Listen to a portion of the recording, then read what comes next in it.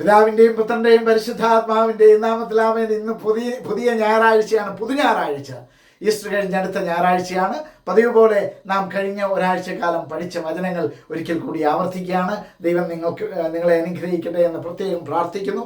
ദൈവത്തിൻ്റെ കൃപയും സമാധാനവും നിങ്ങളിലേക്ക് ധാരാളമായിട്ട് ഒഴുകി ഇറങ്ങട്ടെ എന്ന് പ്രാർത്ഥിച്ചുകൊണ്ട് നാം ഏപ്രിൽ മാസം 6-ാം തീയതി തിങ്കളാഴ്ച പഠിച്ച വചനം ഇതായിരുന്നു. സങ്കീർത്തനം 145:13. കർത്താവ് വാഗ്ദാനങ്ങളിൽ വിശ്വസ്തനും പ്രവൃത്തികളിൽ കാരുണ്യവാനുമാണ്. അതാണ് നമ്മൾ 6-ാം തീയതി പഠിച്ച വചനം. 7-ാം തീയതി ചൊവ്വാഴ്ച പഠിച്ച വചനം സംഖ്യയുടെ പുസ്തകം, ബുക്ക് ഓഫ് നമ്പേഴ്സ്, ചാപ്റ്റർ 11:23, 11-ാം അധ്യായം 23-ാമത്തെ വചനം.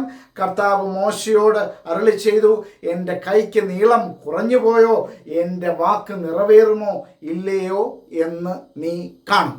ഇതായിരുന്നു നാം ചൊവ്വാഴ്ച 7-ാം തീയതി പഠിച്ച വചനം. ഇനി 8-ാം തീയതി, ഏപ്രിൽ മാസം 8-ാം തീയതി പഠിച്ച വചനം ജെറമിയാ പ്രവാചകന്റെ പുസ്തകം 32-ാം അധ്യായം 22-ാമത്തെ വചനമാണ്. അവരുടെ പിതാക്കന്മാർക്ക് നൽകുമെന്ന് വാഗ്ദാനം ചെയ്ത പാലും തേനും ഒഴുകുന്ന ഈ ദേശം അങ്ങ് അവർക്ക് കൊടുത്തു. പാലും തേനും ഒഴുകുന്ന ദേശം അങ്ങ് അവർക്ക് കൊടുത്തു.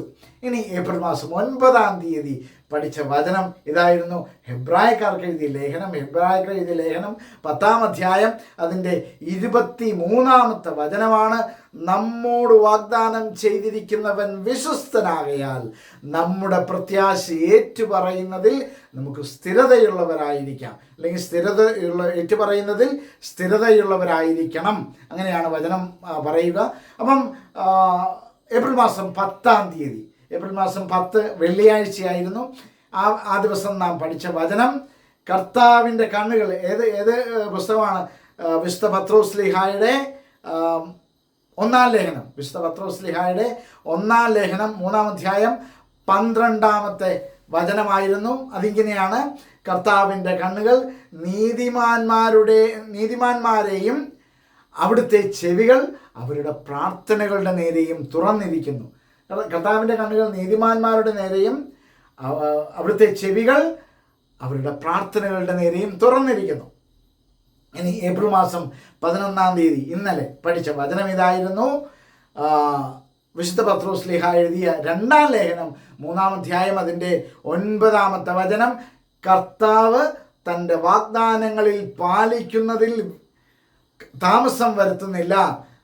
കർത്താവ് തൻ്റെ വാഗ്ദാനങ്ങൾ പാലിക്കുന്നതിൽ താമസം വരുത്തുന്നില്ല. ആരും നശിച്ചു പോകാതെ എല്ലാവരും അനുദപിക്കണമെന്ന് അവിടുന്ന് ആഗ്രഹിക്കുന്നു. അതുകൊണ്ട് നിങ്ങളോട് ദീർഘക്ഷമ കാണിക്കുന്നുവെന്നേ ഉള്ളൂ. അപ്പോൾ ഈ വചനങ്ങൾ 6 വചനങ്ങൾ നാം പഠിച്ചതാണ്.